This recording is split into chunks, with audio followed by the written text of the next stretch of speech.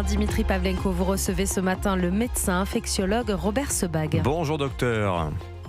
Bonjour. Bienvenue sur Europe 1. Vous êtes Robert Sebag, infectiologue à l'hôpital de la Pitié-Salpêtrière. On va parler avec vous ce matin du fameux hantavirus. Il est en France depuis le rapatriement des 5 Français qui étaient à bord du bateau de croisière MV Andus. Alors on pense évidemment tous au Covid, Robert Sebag. Les médecins qu'on entend dans les médias depuis 48 heures nous disent qu'il n'y a rien à voir entre les deux virus. Qu'est-ce que vous en pensez, vous ? Bon, alors c'est vrai qu'il s'agit effectivement de deux virus qui sont différents, avec des symptômes différents, avec une mortalité différente. Et c'est l'hantavirus qui gagne du côté de la mortalité, mais on y reviendra si vous voulez.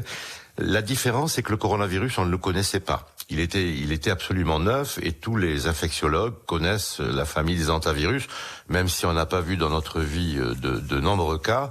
Il faut savoir qu'il a été isolé à la fin des années 70.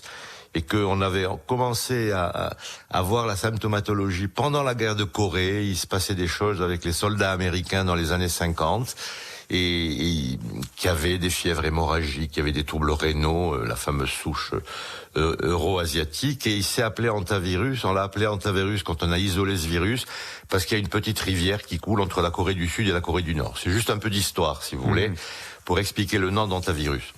Alors, qu'est-ce qui se passe avec ce virus? C'est que dès que vous êtes contaminé, vous avez une incubation qui est extrêmement longue.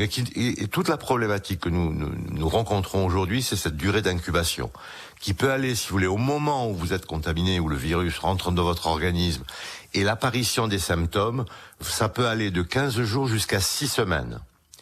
Ce qui, effectivement, nous impose sur les cas contacts, et on va y revenir, de les garder à l'hôpital et de contrôler.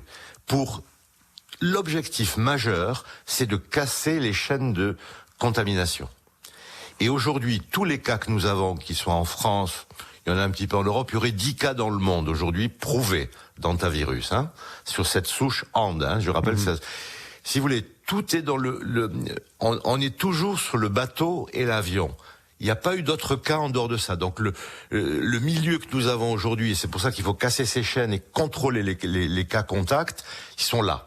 C'est pour ça qu'on n'est pas pessimiste. Par contre, si vous voulez, quand cette maladie se déclare, on l'a vu sur la Française qui a été ramenée parmi les 5 Français qui ont été rapatriés du bateau en France, son état s'est dégradé très très vite. Oui. Il y a eu des symptômes qui sont au départ des symptômes grippaux, si vous voulez. C'est des douleurs, c'est de la fièvre, mal à la tête. Et tout d'un coup, ça se dégrade et il y a une forme qui va toucher les organes, en particulier les poumons et le cœur. Et là, on a mis la personne en réanimation massive. Pour le moment, c'est stable. Il faut savoir que la mortalité de cette souche qui s'appelle la souche HAND, comme les Andes, la mortalité, elle est autour de 38 à 40%. C'est énorme. Et donc, vous voyez, c'est extrêmement important. Et je trouve que la décision qui a été prise hier, parce qu'on peut y revenir, a été la bonne décision de mettre tous les cas contacts à l'hôpital. Parce que de renvoyer les gens pendant 15 jours, 3 semaines chez eux, même surveillés avec les gestes barrières, c'était trop risqué. Oui, bien sûr.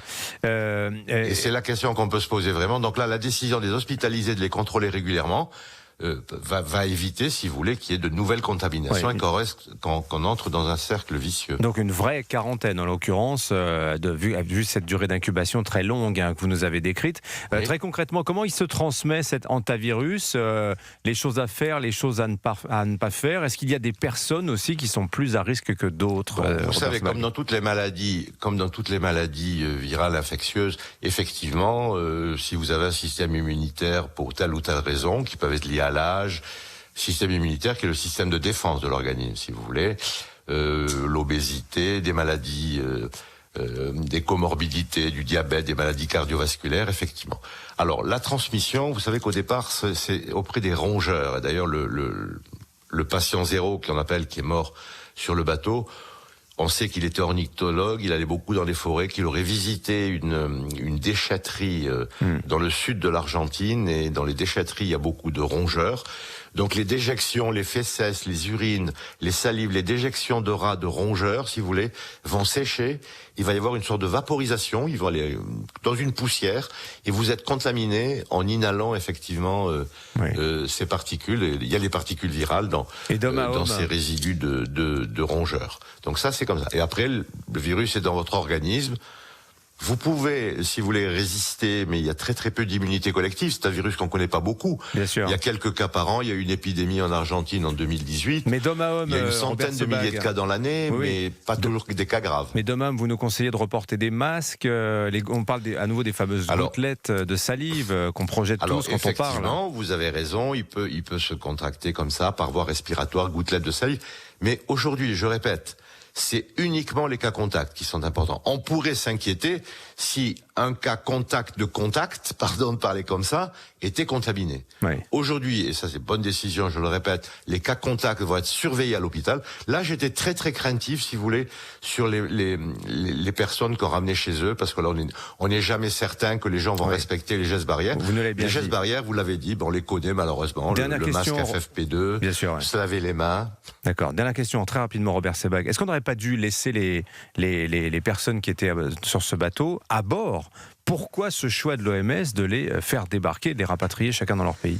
Alors, il y avait le bon sens, à partir du moment où on est sur un lieu clos, comme le navire, de garder les gens.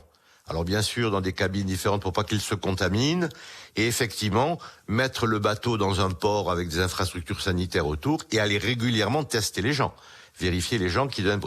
Sauf que la législation... D'abord, on peut pas obliger les gens... C'est une sorte d'emprisonnement entre guillemets, que les pays n'ont pas les mêmes législations là-dessus et que comme il y a 28 nationalités dans ce bateau, ça paraissait extrêmement difficile. Ça paraissait logique, mais ça paraissait difficile.